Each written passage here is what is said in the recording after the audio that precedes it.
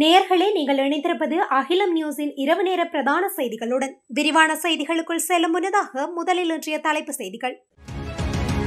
பொதுமக்களுக்கு இலங்கையின் வங்கிகள் விடுத்துள்ள எச்சரிக்கை. பட்டதாரிகளின் ஆசிரியர் ஆட்சேர்ப்பு தொடர்பில் வெளியான நற்செய்தி.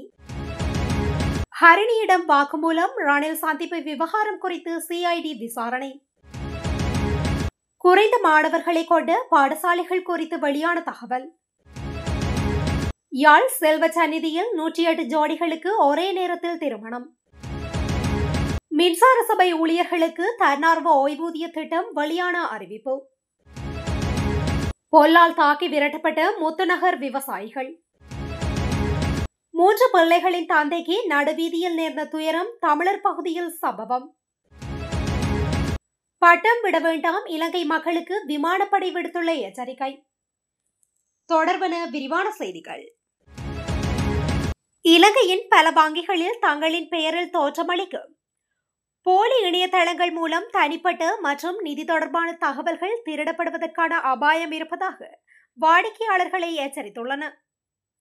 இந்த வாரம் வெளியிடப்பட்ட அறிவிப்புகளின்படி மோசடிகள் மின்னஞ்சல் மற்றும் குறுந்தகவல் வழியாக போலியான இணைப்புகளை அனுப்பி வாடிக்கையாளர்களை மாற்றிய எழுத்துக்கள் அல்லது விசித்திர குறியீடுகள் கொண்ட இணையதளங்களுக்கு அழைத்து செல்கின்றனர். வாடிக்கையாளர்கள் இத்தகைய இணைப்புகளை அழுத்தாமல் அதிகாரப்பூர்வ இணைய முகவரிகளை நேரடியாக தட்டச்சு செய்து பயன்படுத்த வேண்டும் என அறிவுறுத்தப்பட்டுள்ளது. மேலும் உள்நுழைவு விவரங்கள் போன்ற நுணுக்கமான தகவல்களை உள்ளிடும் முன் இணைய முகவரியை நன்கு சரிபார்க்கவும், சந்தேகத்திற்கிடமான செயல்பாடுகளை உடனடியாக வங்கியிடம் தெரிவிக்கவும் வலியுறுத்தப்பட்டுள்ளது. வேலையற்ற பட்டதாரிகளை ஆசிரியர்களாக ஆட்சேர்ப்பு செய்வதில் தாமதம் ஏற்படுவதற்கு காரணமான உயர் நீதிமன்றத்தில் நிலுவையில் உள்ள 4 வழக்குகளின் நீதி நடவடிக்கைகள் தற்போது இறுதிக்கட்டத்தில் இருப்பதாக கல்வி அமைச்சர் பிரதமர் ஹரிணி அமரசூரிய கூறியுள்ளார். வேலையற்ற பட்டதாரிகள் கூட்டு சங்கத்தின் பிரதிநிதிகளிடையே கல்வி அமைச்சில் நடைபெற்ற கலந்துரையாடலின் போது அவர் இவ்வாறு தெரிவித்துள்ளார். எனவே நீதி நடவடிக்கைகள் முடிந்தவுடன் உடனடியாக வர்த்தமானி வெளியிடப்படும் என்றும், பட்டதாரிகள் ஆசிரியர் பரீட்சைக்கு விண்ணப்பிக்க வாய்ப்பளிக்கப்படும் என்றும் பிரதமர் குறிப்பிட்டுள்ளார். ஏற்கனவே அமைச்சரவையால் அங்கீகரிக்கப்பட்டுள்ளபடி தேவைக்கேற்ப மற்ற பட்டதாரிகளை ஆட்சேர்ப்பு செய்வதற்கு தேவையான நடவடிக்கைகள் எடுக்கப்படும் என்றும் அவர் கூறியுள்ளார். அதன்படி ஆசிரியர் பரீட்சைக்கு விண்ணப்பிப்பதற்கான வயது வரம்பை திருத்துவதற்கும் வயது வரம்பை நீட்டிப்பதற்கும் தற்போதுள்ள அனைத்து ஆசிரியர் வெற்றிடங்களையும் உடனடியாக நிரப்ப ஒப்புக்கொள்ளப்பட்டுள்ளது. பிரதமர் ஹரிணி அமரசூரிய முன்னாள் ஜனாதிபதி ரணில் விக்ரமசிங்கவை பார்ப்பதற்காக தேசிய வைத்தியசாலைக்கு சென்றதாக பரவிய செய்தி தொடர்பில் குற்றப்புலனாய்வு திணைக்களம் விசாரணையை தொடங்கியுள்ளதாக தெரிவிக்கப்படுகின்றது. குற்றப்புலனாய்வு திணைக்களத்தில் பிரதமர் அலுவலகம் பதிவு செய்த முறைப்பாட்டின் அடிப்படையில் இந்த விசாரணை தொடங்கப்பட்டுள்ளதாக கூறப்படுகின்றது. அதன்படி சிஐடியினர் நேற்று மாளிகாகந்த நீதவான் லோச்சனி அபேவிக்ரமவிடம் இது குறித்து அறிக்கை அளித்துள்ளனர். இந்த நிலையில் பிரதமர் ஹரிணி அமரசூரிய மற்றும் அவரது பாதுகாப்பு பணியாளர்களிடமிருந்து வாக்குமூலங்களை பதிவு செய்யுமாறு மாளிகாகந்த நீதவான் நீதிமன்றம் சிஐடிக்கு உத்தரவிட்டுள்ளது. பிரதமர் மற்றும் அவரது பாதுகாப்பு பணியாளர்களிடமிருந்து வாக்குமூலங்களை பதிவு செய்த பிறகு தேவைப்பட்டால் தேசிய வைத்தியசாலையின் கேமரா காட்சிகளையும் ஆய்வு செய்ய அனுமதிக்கலாம் என்றும் நீதிமன்றம் கூறியுள்ளது. நாட்டில் உள்ள 50க்கும் குறைவான மாணவர்களை கொண்ட அனைத்து பாடசாலைகளையும் ஒரே தடவையில் மூடுவதற்கு கல்வி அமைச்சு எத்தகைய நடவடிக்கையையும் எடுக்கவில்லை என கல்வி, உயர்கல்வி மற்றும் தொழிற்கல்வி அமைச்சின் செயலாளர் நாலக கழுவிவ தெரிவித்துள்ளார். அத்துடன் ஒவ்வொரு பாடசாலையின் சூழ்நிலைகளின் அடிப்படையில் தேவையான முடிவுகள் எடுக்கப்படும் எனவும் அவர் மேலும் குறிப்பிட்டுள்ளார் என தெரிவித்து ஆங்கில ஊடகம் ஒன்று செய்தி வெளியிட்டுள்ளது. ஒவ்வொரு கல்வி வலயத்திலும் உள்ள பாடசாலைகளை வலுப்படுத்துவதற்கான ஒரு திட்டம் ஏற்கனவே நடந்து வருவதாகவும், ஒரு குறிப்பிட்ட பாடசாலைகளை பராமரிக்கும் போது மட்டுமே மூடுவதற்கான பரிசீலனை மேற்கொள்ளப்படும் என அவர் மேலும் தெரிவித்துள்ளார். நாடு முழுவதும் உள்ள 10,194 பாடசாலைகளில் மொத்தம் 1,486 பாடசாலைகளில் 50க்கும் குறைவான மாணவர்கள் மட்டுமே பயில்வதாக சமீபத்தில் தெரிவிக்கப்பட்டது. வடமாகாணத்தில் இதுபோன்ற பாடசாலைகள் அதிகமாக இருப்பதாகவும் அந்த வகையில் 275 பாடசாலைகள் உள்ளதாகவும் குறிப்பிட்டார். அதைத் தொடர்ந்து மத்திய மாகாணத்தில் 240 பாடசாலைகளும், சப்ரகமுவ மாகாணத்தில் 230 பாடசாலைகளும், ஊவா மாகாணத்தில் 158 பாடசாலைகளும், கிழக்கு மாகாணத்தில் 141 பாடசாலைகளும், வடமேல் மாகாணத்தில் 133 பாடசாலைகளும், தென் மாகாணத்தில் 125 பாடசாலைகளும், வடமத்திய மாகாணத்தில் 111 பாடசாலைகளும், மேல் மாகாணத்தில் 73 பாடசாலைகளும் உள்ளன.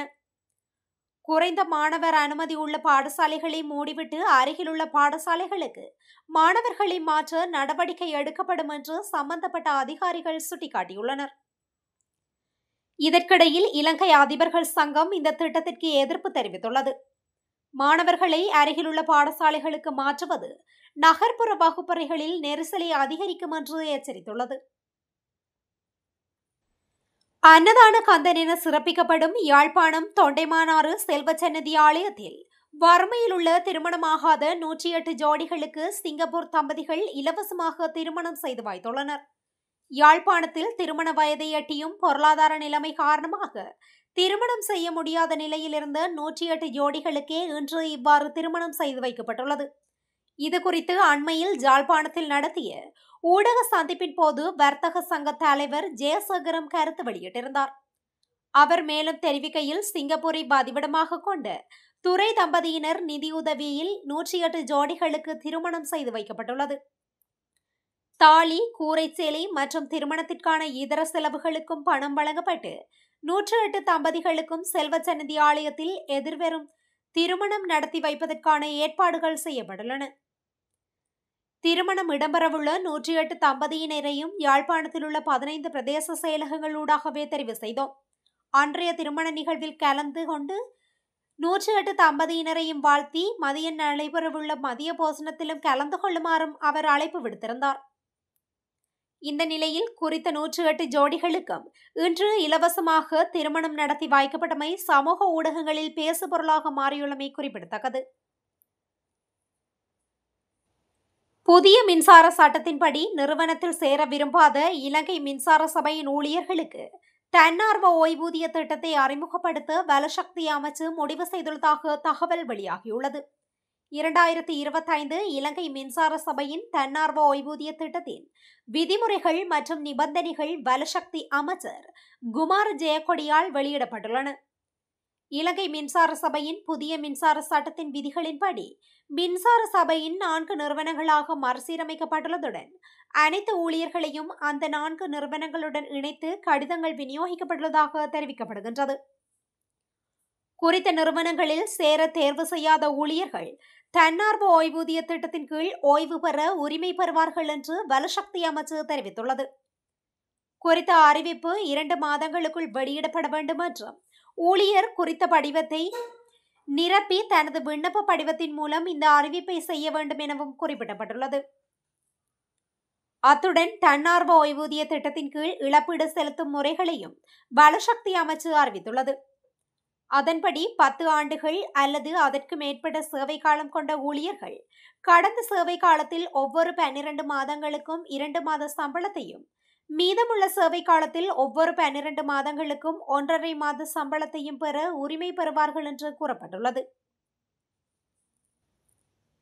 திருகோணமலையில் தனியார் நிறுவன தரப்பினருக்கும் விவசாயிகளுக்கும் இடையில் முத்துநகர் பகுதியில் மோதல் ஏற்பட்டுள்ளது. குறித்த சம்பவம் நேற்று இடம்பெற்றுள்ளது.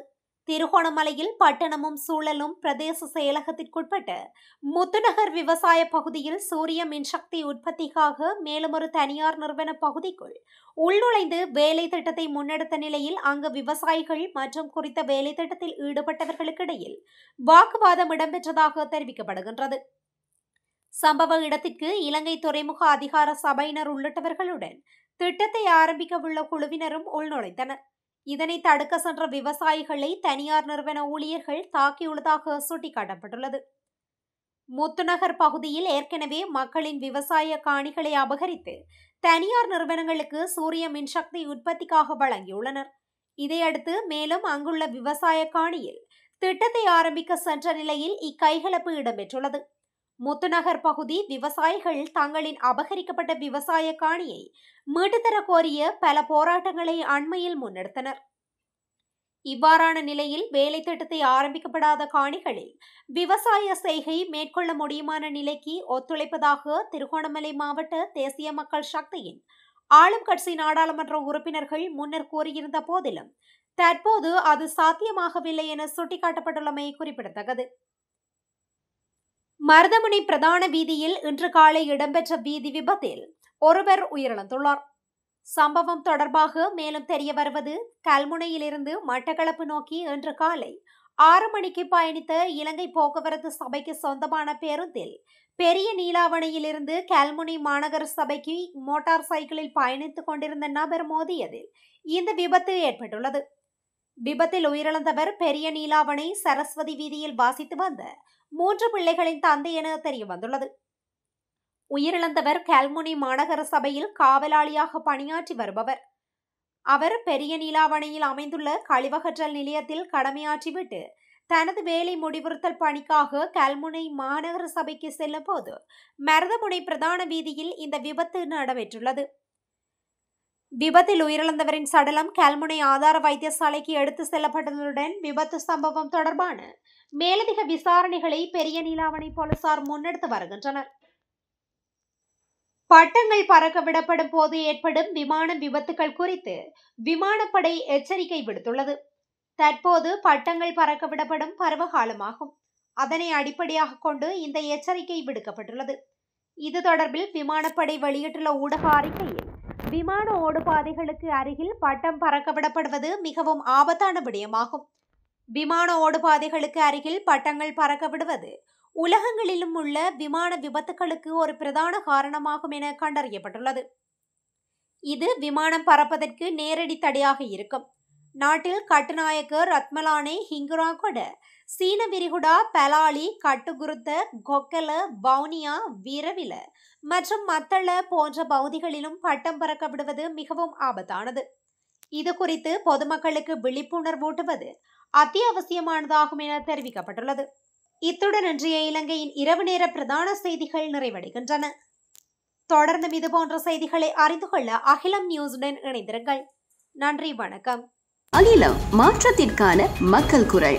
இந்த வீடியோ பிடிச்சிருந்தா லைக் பண்ணுங்க, கமெண்ட் பண்ணுங்க, ஷேர் பண்ணுங்க. மறக்காம கீழே இருக்க பெல் ஐகானை கிளிக் பண்ணுங்க.